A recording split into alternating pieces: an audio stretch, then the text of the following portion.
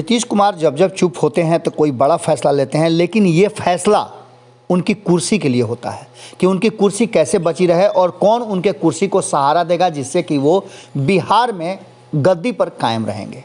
अब इन सारी बातों को लेकर के हम क्यों कह रहे हैं, इसके पीछे कई ऐसे तथ्य और कारण सामने नजर आ गए हैं। पिछले काफ़ी दिनों से नीतीश कुमार चुपचाप थे। भारतीय जनता पार्टी और नीतीश कुमार के संबंधों को लेकर के बहुत सारी बातें चल रही थी और इस बीच में जदयू के कई नेता और भारतीय जनता पार्टी के नेता आपस में भिड़े हुए थे। एक दूसरे पर आरोप प्रत्यारोप का दौर चल रहा था और इन सारी चीज़ों को चुपचाप नीतीश कुमार देख और सुन रहे थे। अचानक से नीतीश कुमार बाहर आते हैं। जब 25 जनवरी को वो बाहर आए तो 26 जनवरी के दिन गणतंत्र दिवस के पूर्व संध्या पर उन्होंने बिहार की जनता से कुछ बात कही थी, जिसको हमने आपको बताया था कि उन्होंने कहा था कि देश की एकता अखंडता बची रहनी चाहिए।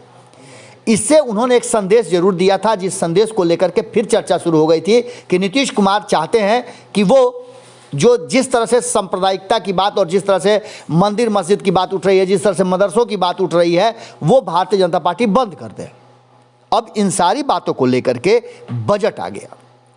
बजट के ठीक पहले जैसा कि आपने देखा था कि जदयू के तरफ से भारतीय जनता पार्टी पर दबाव बनाया जा रहा था और बिहार को विशेष राज्य के दर्जे को लेकर के जिस तरह से पूरा एग्रेशन में ललन सिंह आगे बढ़ रहे थे, अगर नीतीश कुमार को ये मंजूर नहीं था तो रोक भी सकते थे, लेकिन उन्होंने नहीं रोका। वहीं दूसरी तरफ उपेंद्र कुशवाहा जो दूसरे सबसे बड़े नेता हैं और नीतीश कुमार के दूसरे तीसरे नंबर के नेता कहे जाते हैं, उनके भी बयान कई ऐसे आए जिसको लेकर के भारतीय जनता पार्टी असहज हुई, लेकिन नीतीश कुमार ने उन्हें भी नहीं रोका और न समझाया कि इस तरह का व्यवहार नहीं करना है। लेकिन तीसरा जो सबसे बड़ा बयान था वो था आरसीपी सिंह का। आरसीपी सिंह ने साफ तरीके से जो स्टार प्रचारकों की लिस्ट जारी की गई थी उसमें उनका नाम नहीं रहने पर उन्होंने साफ कहा था कि इन 15 नामों में से कितने नाम हैं जिनको आप पहचानते हैं। मेरा नाम नहीं होना बड़ी बात नहीं है, नाम तो नीतीश कुमार का भी नहीं है।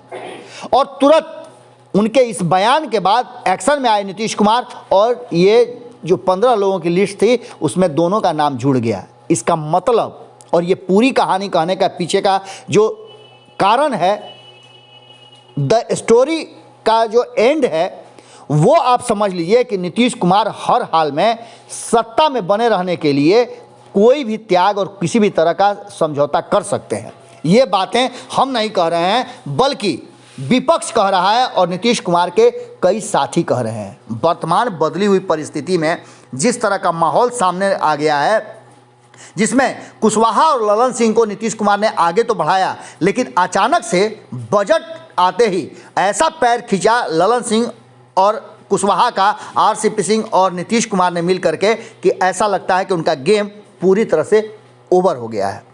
बयान देकर के बुरी तरह से दोनों हाशिए पर हैं और पूरी जदयू की टीम नीतीश कुमार के पीछे पीछे चलनी शुरू हो चुकी है। और दूसरी तरफ नीतीश कुमार का समर्थन करके कहीं ना कहीं आरसीपी सिंह ने एक बार फिर से ये बात बता दी है कि हंसुआ जो है वो अपनी ही तरफ खींचता है। नीतीश कुमार ने लौकुश समीकरण बनाने का प्रयास तो किया था और इसको लेकर के एक बड़ा विस्फोट करना चाह रहे थे, लेकिन शायद ये उनका प्लान सक्सेस नहीं हुआ।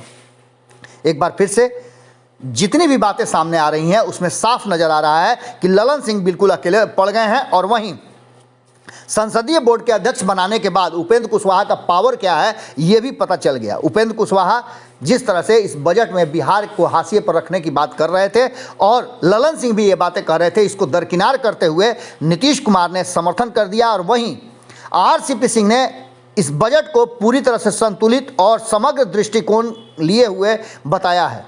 बजट के प्रावधान के तहत 2022 में पूंजीगत व्यय में 7.5 लाख करोड़ की प्रस्तावित वृद्धि से स्टील उद्योग सहित उद्योग क्षेत्र में मांगे बढ़ेंगी और इसके परिणाम बेहतर होंगे। पीएम गतिशील मास्टर प्लान व एक्सप्रेसवे अर्थव्यवस्था को आगे बढ़ाएंगे। और इसी सब बातों को लेकर के नीतीश कुमार ने भी अपनी बातें रखी है और उन्होंने कहा है कि ये बजट पूरी तरह से इस देश को विकास की तरफ ले जाने वाला है और बिहार को इससे बहुत सारे फायदे मिलेंगे। अब ऐसी स्थिति में कहीं ना कहीं पूरी तरह से ललन सिंह और उपेंद्र कुशवाहा एक्सपोज हो गए हैं और जिस तरह के बयान भारतीय जनता पार्टी ने इन दोनों को दिया है और जिस तरह से इनको कटघरे में खड़ा किया है वो बड़ा ही देखने वाली बात है, जहां एक तरफ कुछ लोगों ने यह कहा है कि चमड़ा सस्ता हो गया है। भारतीय जनता पार्टी का यह बयान है, अधिकृत प्रवक्ता का बयान है कि चमड़ा सस्ता हो गया है, चप्पल लोगों को मिलेंगे। इसका मतलब आप समझ सकते हैं। दूसरी तरफ यह भी कहा गया है कि जो लोग विशेष राज्य के दर्जे की मांग कर रहे हैं वो बुद्धिहीन है। इतना ही नहीं, बातें और भी हुई हैं और इन सारी बातों पर जदयू की चुप्पी इस बात की तरफ इशारा कर रही है कि हर हाल में नीतीश कुमार सत्ता और कुर्सी से बने रहने के लिए ललन सिंह और उपेंद्र कुशवाहा को कहीं ना कहीं कुर्बान करने के लिए भी तैयार हैं। क्या ये दोनों एक बार फिर से जदयू को टाटा बाय बाय करने के लिए अपने मन के भीतर से तैयारियां कर रहे हैं, या फिर ये भी नीतीश कुमार की तरह सत्ता से बने रहने के लिए सब कुछ भूल जाएंगे? क्या होगा ये तो आने वाला वक्त बताएगा। लेकिन एक बात तो तय है कि जदयू के भीतर घमासान मच गया है और ये घमासान कहीं ना कहीं नीतीश कुमार भारतीय जनता पार्टी संबंधों पर भारी पड़ेगा, क्योंकि दूसरी तरफ जो घटक दल हैं वो भी नीतीश कुमार के इस बयान के बाद से काफ़ी परेशान नजर आ रहे हैं, अलग थलग महसूस कर रहे हैं। अब ये कौन सा गुल खिलाएगा ये तो वक्त बताएगा। जुड़े रहिएगा भारत लाइव के साथ, खबरें लगातार जारी हैं। अगर ये वीडियो पसंद आई और वह बिहार के राजनीति और बिहारियत से सरोकार रखेनी तो सब्सक्राइब बटन दबा के चैनल के सब्सक्राइब कर ली। ओजे एगो घंटी बा, ओकरा बटन दबा देला से कुल सटीक और मारक खबर रुआ मुफ्त में मिल जाई। अगर रुआ पत्रकारिता के हमनी के नया प्रयोग में सहयोग कर चाहतानी तो ज्वाइन बटन दबा दी। पेटीएम नंबर नोट कर ली 9386816700। धन्यवाद।